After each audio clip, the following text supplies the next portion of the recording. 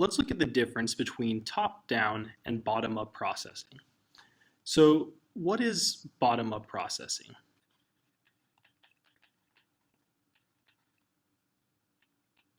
Bottom-up processing basically begins with the stimulus. So let's imagine that we're looking at something, or let's say I'm looking at a banana. The banana is sitting there and it influences what we perceive. So stimulus influences what we perceive, our perception. So if I know absolutely nothing about something, then the stimulus or whatever it is that I'm looking at, yet I don't know anything about, I've never seen it, I don't have any preconceived cognitive constructs about what it is I'm looking at, the stimulus basically is influencing my perception. So for example, let's imagine that I'm looking at a cockpit of a plane. I'm not a pilot, so I'm not really too familiar with everything, and everything kind of looks fairly confusing. So basically all the different stimuli, so this stimulus, a bunch of gauges and this rudder looking thing, I'm basically looking at all the different little parts of something that is new and novel to me and trying to kind of comprehend what it is that I'm looking at. So this is bottom up. This is when you start with no preconceived idea of what it is that you're looking at and allow the stimulus to influence your perception of what it is that you're looking at. So bottom up processing is data driven, and your perception of what it is that you're looking at directs your cognitive awareness of the object. So in contrast, top-down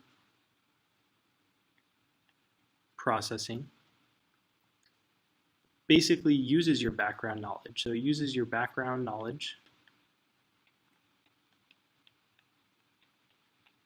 to influence perception. So let's look at this example over here. So what we're actually seeing are a bunch of circles. They're just a bunch of circles, and then inside the circle there are a couple of lines drawn.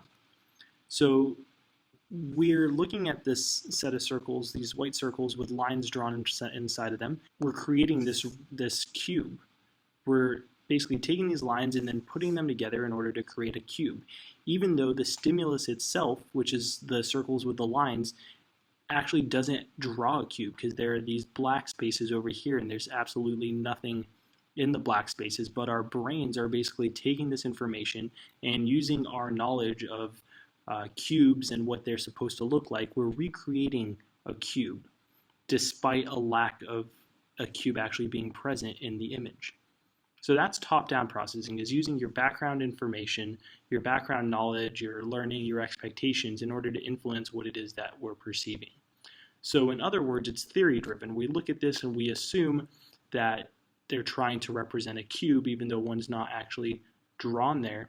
And we're using that theory in order to shape our cognitive understanding of what it is that we're looking at. So our perception, our behavior is influenced by our expectations, which is top-down processing. So we're using what's already in our heads in order to perceive what it is that we're looking at. Whereas in bottom-up processing, we're using the stimulus itself in order to drive our perception. So another good example of top-down processing would be Where's Waldo? So in Where's Waldo, we have a mental idea of what we're trying to do, which is to find Waldo amidst this really jumbled mess of a picture. So if we were using bottom-up processing in order to look at this, we would just be seeing a whole bunch of little people, and we wouldn't really be goal-driven. We wouldn't be trying to do anything. But with top-down processing, we have a goal, and we're able to look through here to find Waldo.